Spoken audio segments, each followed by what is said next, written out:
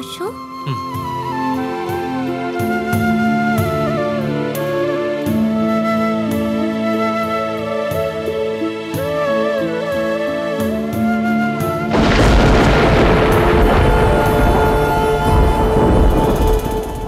কৃষ্ণ, বলো এমন কি জরুরি কথা ছিল যেটার জন্য তুমি আমায় এখানে ডাকলে?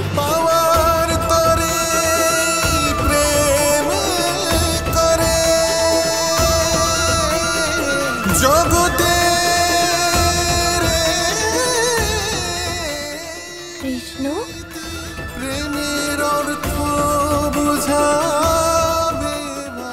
বলো কৃষ্ণ। রাধা কৃষ্ণ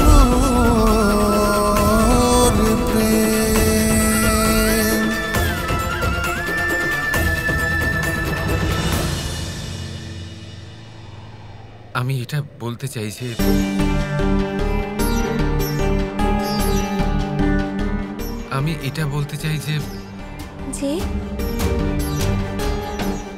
যে আমি খুব গর্বিত তোমাকে নিয়ে।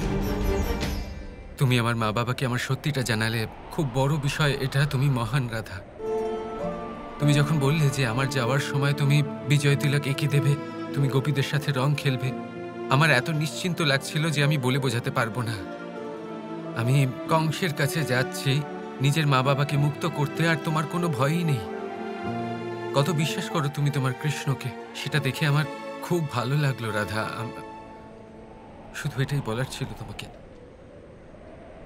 হ্যাঁ, বিশ্বাস তো আমার আছে। আমি জানি যে তুমি সব করতে পারো, আর এটাও জানি যে তুমি কখনো এমন কিছু করবে না বা বলবে না যাতে আমি দুঃখ পাই।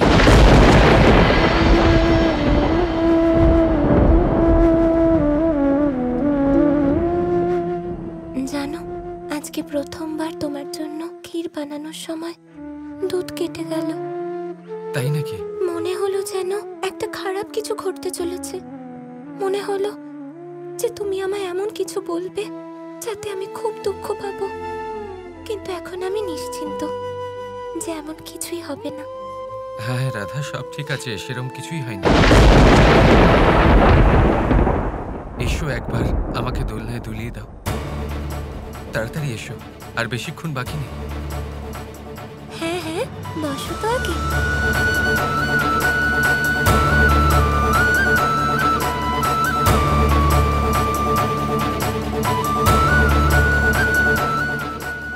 আমি তোমাকে এটা কখনোই বলতে পারবো না রাধা যে আমি একবার চলে গেলে আর ফিরবো না। কিন্তু আমি এটা জানি না আমি এসব তোমাকে কিভাবে বলবো।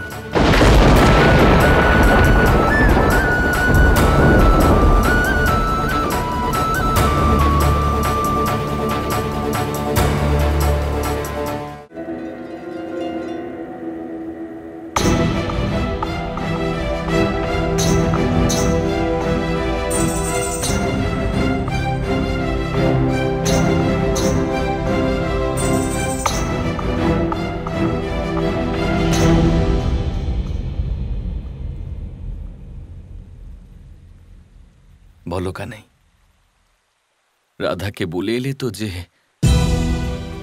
তুমি চিরকালের জন্য ওর থেকে দূরে চলে যাচ্ছ?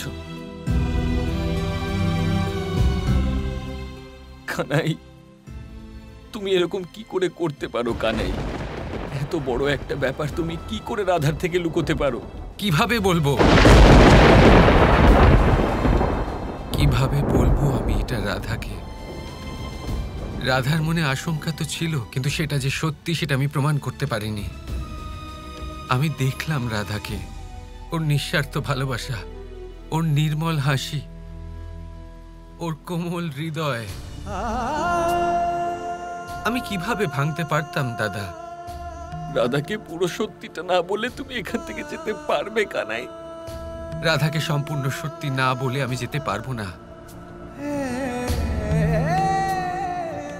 কানাই, এই সংসারে ধর্ম স্থাপন করার সময় এবার এসে গেছে, তাই আমরা এখানে আর থাকতে পারবো না। তোমার অবতার কর্মকে সার্থক করার সময় এবার এসে গেছে কানাই। কানাই, যেরকম যশোদা মাকে সত্যি বলা শুধুমাত্র রাধার কপালেই ছিল, সেরকম রাধাকে পুরো সত্যিটা জানানো একমাত্র তোমার কপালেই আছে। এই কাজটা তোমাকেই করতে হবে। না দাদা, একজন আছে, একজন ব্যক্তি আছে যে রাধাকে এই সত্যিটা জানাতে পারে। একজন ব্যক্তি? কে কানাই?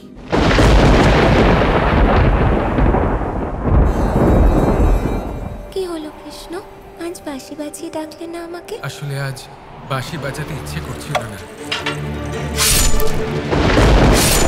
এই প্রেমের বাঁশি আমাদের ভালোবাসার প্রতীক। আজ প্রথমবার পড়লো। যদি ভেঙে গিয়ে থাকে তাহলে তোমায় কিছু বলতে হবে না, আমি নিজেই বুঝে যাব।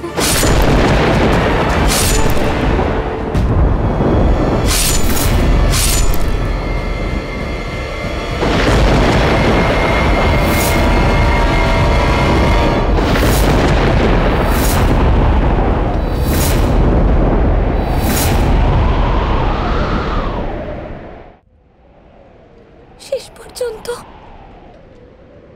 আমার মন আমাকে সত্যিটা দেখিয়ে দিল। চক্ষু পিপা আমি যেটা ভেবেছিলাম সেটাই সত্যি। বাঁশি সত্যি ভেঙে গেছিল। আর আমি কষ্টের জন্য এত ভয় পেয়েছিলাম করে অস্থির যে ভয়ের মিথ্যে কারণের আড়ালে আমি ভাঙা বাঁশি দেখতেই পাইনি। আর যখন কৃষ্ণ সেই ভাঙা বাঁশিতে জগতে প্রেমের ধ্বনি বাজালো, তখন বাঁশি ঠিক হয়ে গেল। জগতে কিন্তু কৃষ্ণের বাঁশি ঠিক করার জন্য সত্য পাল্টায়নি। যে বিরহ হতেই হবে। আমি ছাড়া যদি আর কেউ রাধাকে এই সত্যিটা জানাতে পারে, সেটা স্বয়ং রাধাই। রাধা নিজেই নিজেকে সত্যিটা বোঝাতে পারে। কি করে বলতো কৃষ্ণ আমাকে? কি করে আমার মনকে আঘাত করত? নিজের ভালোবাসা আর নিজের কর্তব্যের মাঝে দ্বিধায় জড়িয়ে গেছে আমার কৃষ্ণ। না কৃষ্ণ, আমি এখন জানি যে আমায় কি করতে হবে।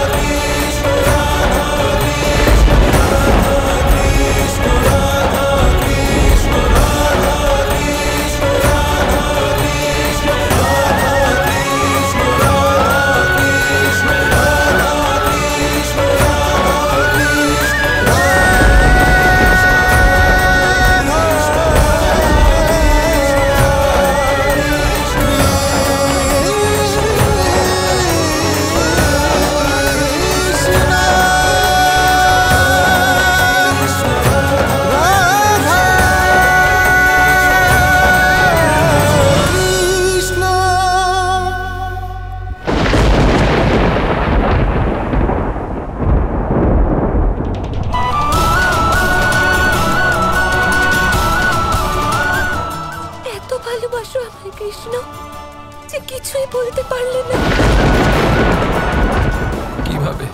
কিভাবে আমার রাধার মনকে আমি আঘাত করতাম? যদি আমার ভালোবাসা স্বচ্ছ হয় তাহলে সেটা তোমায় তোমার কর্তব্য পালন করা থেকে কখনো আটকাবে না। তুমি তো বলতে পারলে না কৃষ্ণ, কিন্তু আমি বুঝতে পেরেছি যে তুমি যদি চাও